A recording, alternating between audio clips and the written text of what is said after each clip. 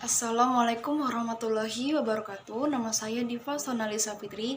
Saya dari jurusan Hukum Keluarga 4D. Di sini saya akan menjawab pertanyaan dari ujian akhir semester genap mata kuliah Fikih Munakaha 2. Yang pertama, seorang suami yang nusyus, apakah istri boleh tidak memenuhi haknya suami seperti berjima? Apa langkah yang terbaik yang dilakukan oleh istri dalam mempertahankan rumah tangganya? Jelaskan berdasarkan dasar hukum. Jadi menurut saya istri yang tidak boleh menurut saya istri itu tidak boleh untuk tidak memenuhi haknya suami, misalnya seperti berjima. Hal ini dikarenakan sudah menjadi kewajiban istri untuk memenuhi haknya suami, dan seorang istri tetap berkewajiban melayani suaminya secara baik walaupun suami telah berbuat nusyus. Jadi, jika seorang suami meminta berhubungan seksual kepada istrinya, maka istrinya ini tidak boleh menolaknya, karena sudah menjadi kewajiban istri untuk memenuhi kewajiban suami dan melayani suaminya. Seperti misalnya tuh suaminya tuh minta berjima, ya kan, jadi istri itu tidak boleh menolak. Jadi bila istri ini menolak ajakan suami untuk berjima, maka ia dinilai nusyus atau durhaka kepada suaminya, sehingga akan memunculkan permasalahan baru dalam rumah tangga. Jadi, untuk meminimalisir permasalahan tersebut dan dikhawatirkan suami bersikap menyeleweng kembali atau nusyus kembali, maka jalan satunya adalah dengan perdamaian atau antara suami istri itu terjadi hubungan baik gitu. Dengan jalan satu tadi, dengan memenuhi haknya suami oleh istrinya, yakni berjima sebagai pemenuhan hak dan kewajiban suami maupun istri, sehingga dari hubungan tersebut akan merekatkan kembali ikatan antara suami istri yang awalnya renggang jadi rekat kembali. Jadi adapun langkah yang terbaik dilakukan oleh istri dalam mempertahankan rumah tangganya adalah jika suami yang nusyus, yang pertama itu dengan menasehati cara baik-baik, berkata yang baik kepada suaminya, sampaikan keluh kesah masing-masing pasangan, dan jika ada masalah berusaha untuk menemukan jalan keluarnya, solusi yang terbaik dengan cara baik-baik. Untuk itulah istri itu harus bersikap sabar dengan suaminya, ya kan, apabila suaminya nusyus. Segala sesuatu dalam rumah tangga misalnya tuh hendak selesaikan dalam pasangan itu sendiri dengan lemah lembut dan saling menasehati. Namun dan kedua ini lakukan perdamaian. Perdamaian di sini misalnya kalau suami istri ini udah nggak bisa lagi dileraikan atau nusyus, suaminya itu masih nusyus juga kepada istrinya, maka istri ini boleh meminta kepada pihak keluarganya atau pihak keluarga laki-laki ini untuk menunjuk seorang hakam. Hakam inilah yang dipercaya dan disegani oleh suami. Dengan penunjukan hakam inilah suami mau luluh hatinya dengan mendengarkan nasihat serta condong hatinya kembali kepada istrinya. Jadi dari langkah-langkah tersebut diharapkan perdamaian atau kebaikan antara hubungan antara suami maupun istri lebih terjaga dan menjaga keutuhan rumah tangga. Hal ini berdasarkan pada An-Nisa ayat 28 yang artinya, dan jika seorang wanita khawatir akan nusyusnya atau sikap tidak acuh dari suaminya, maka tidak mengapa bagi keduanya itu mengadakan suatu perdamaian yang sebenar-benarnya. Ya, perdamaian itu lebih baik bagi mereka, walaupun manusia itu menurut tabiatnya kikir. Dan jika kamu bergaul dengan istrimu secara baik-baik dan memelihara darimu dari sikap nusyus dan sikap tak acuh, maka sesungguhnya Allah adalah Maha mengetahui apa yang kamu kerjakan. Quran Surah An-Nisa ayat 28. Selanjutnya pertanyaan kedua, apa saja akibat hukum atau konsekuensinya bagi suami yang mentala istrinya, dan apa konsekuensinya jika istri meminta khulu pada suaminya?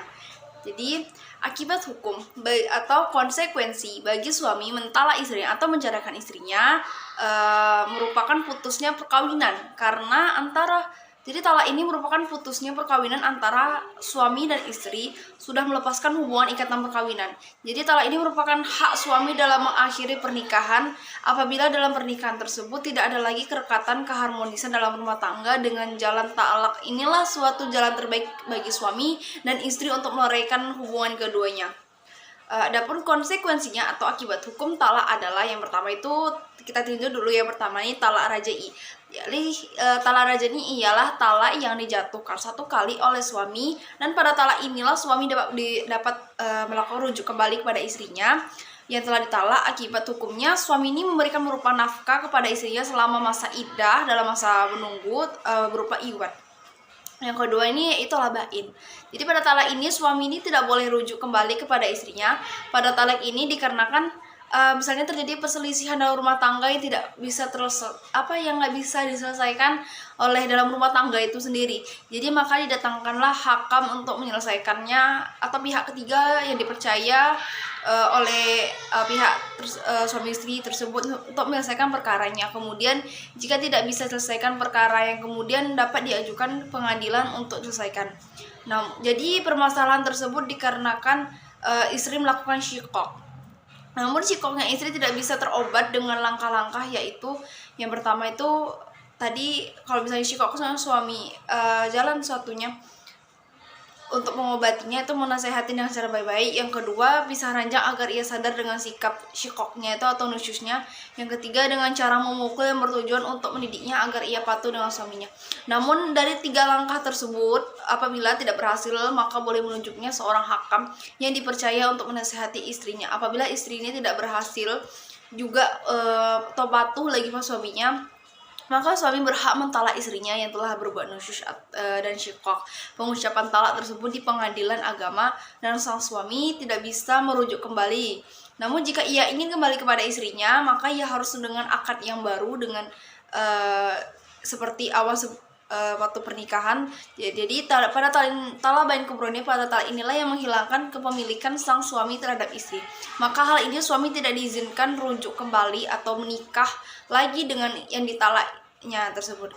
Jadi jatuhnya talak ini bisa jadi dikarenakan li'an, yaitu menuduh zina istrinya. Jadi jika perceraian dikarenakan li'an, maka suami istri ini tidak boleh menikah lagi. Jadi suami ini tidak berhak memberikan iwat atau nafkah dalam masa iddah lagi kepada istri yang telah talaknya dikarenakan li'an, bila tuduhan itu tersebut benar, tuduhan zina.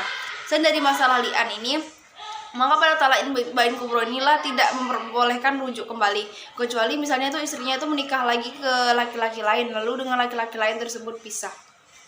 Yang kedua nih, tadi bagaimana konsekuensinya bagi istri yang meminta khulu pada suaminya. Jadi sang istri ini harus membayar talak atau berupa membalikan lagi maharnya dulu. Akibat hukum dari khusus ini dapat akibat dari hukum ini adalah istri ini boleh menikah lagi dengan suaminya, ya kan, apabila dengan akad yang baru. Dan juga kalau misalnya suaminya ini kalau suaminya juga jika istrinya meminta khulu pada suaminya, maka suaminya tidak meminta talak juga, maka ia boleh merujuk kembali. Namun kalau misalnya rujuk tidak diikuti dengan kata talak, maka istrinya tidak boleh, suami maupun istri tersebut tidak bisa untuk bersatu kembali jika sama-sama ingin bercerai. Jika salah satu pihak bercerai dengan waktu yang wajar dan dalam permasalahan yang bisa diselesaikan, namun pada jatuh sampai pada talak masih bisa dirujuk kembali. Namun jika permasalahan tersebut atau tidak bisa selesaikan, misalnya karena li'an tadi, itu bisa diceraikan, dan juga suami ini tidak berhak untuk selama-lama terhadap istrinya. Selanjutnya pertanyaan ketiga, kapan seorang anak boleh memilih kepada siapa dia ingin tinggal asuh jika misalnya tuh orang tuanya itu telah bercerai, dan siapa yang memiliki kewajiban untuk memenuhi kebutuhan anaknya. Nah, jadi gini, jelaskan berdasarkan hukum. Jadi gini, ketika orang tuanya ini telah bercerai, maka anak-anak itu kan belum mayis atau dinilai belum dewasa, belum umur 21 tahun yang telah sekarang ini usia dewasa. Jadi pemeliharaan anak tersebut belum mayis ini menjadi berhak orang tuanya. Hal ini telah diatur dalam dasar hukum kompilasi hukum Islam pasal 105, yang ketika terjadi perceraian, pemeliharaan anak yang belum mayis atau belum umur 12 tahun adalah hakikatnya adalah milik ibunya. Yang kedua, pemeliharaan anak yang sudah memayis diserahkan kepada anak untuk memilih di antara ayah atau ibunya sebagai pemegang hak pemeliharaannya. Yang C, biaya pemeliharaan ditanggung oleh ayahnya.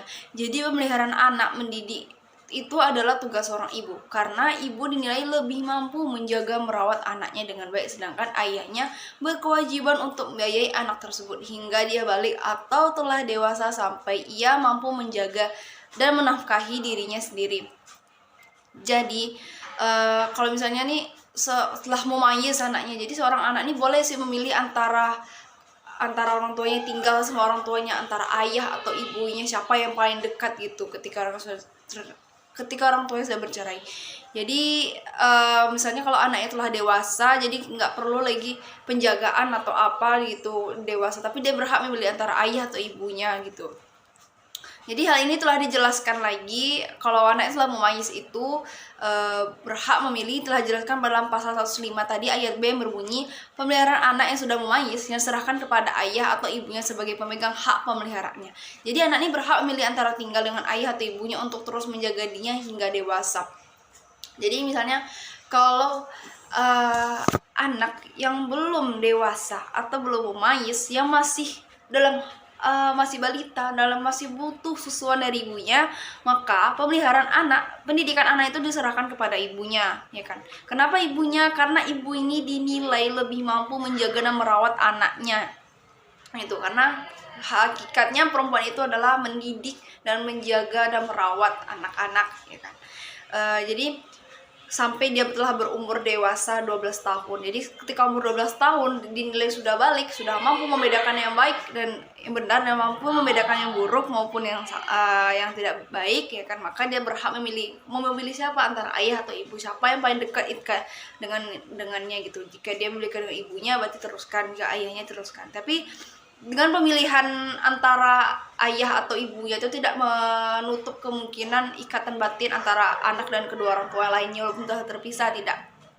Namun hak dari orang tua itu berhak untuk memelihara, sama-sama memelihara anaknya, ya kan, sama-sama untuk menjaga anaknya, sama-sama mendidik anaknya walaupun mereka telah bercerai gitu.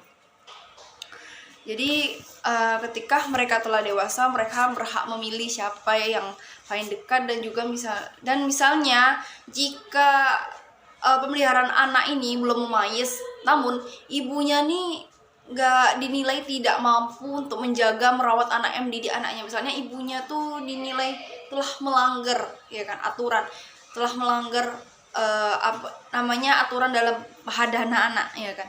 Jadi misalnya ibunya tuh berbuat judi atau apa yang tidak mencerminkan seorang ibu lah sepertinya gitu, atau ibunya meninggal dunia atau apa, tidak mampu untuk menjaga dan merawat anaknya dengan baik, ya walaupun setelah terjadinya perceraian, maka hadanah atau pengasuhan anak ini boleh diserahkan kepada pihak kerabat ibunya, dari pihak keluarga ibunya, baik itu dari nenek, bibinya, atau dari pokok pihak keluarga ibunya atau pihak keluarga kerabat ibunya, yang dinilai mampu untuk menjaga dan merawat anaknya hingga besar. Namun jika tidak juga, maka ayahnya boleh berhak untuk menjaga dan merawat anaknya. Di sini yang berhak untuk memelihara dan juga menafkahi anaknya hingga dewasa itu adalah ayahnya. Tugas ibu adalah menjaga dan merawat anaknya hingga dewasa, dan ayah adalah walaupun orang tua telah bercerai, maka ayahnya tetap berkewajiban untuk memberikan nafkah kepada anaknya tersebut, ya kan, hingga ia telah dewasa. Jadi hingga dia tuh mampu untuk mencari nafkah sendiri gitu, menjaga dan merawat diri sendiri. Jadi ayah tuh berhak untuk menafkahinya gitu, walaupun antara hubungan orang tua itu tidak putus, tapi tidak menutup kemungkinan hubungan antara anak dan orang tuanya tidak putus. Baik, itu saja jawaban dari saya. Apabila ada kesalahan, saya mohon maaf. Saya sudahi. Wassalamualaikum warahmatullahi wabarakatuh.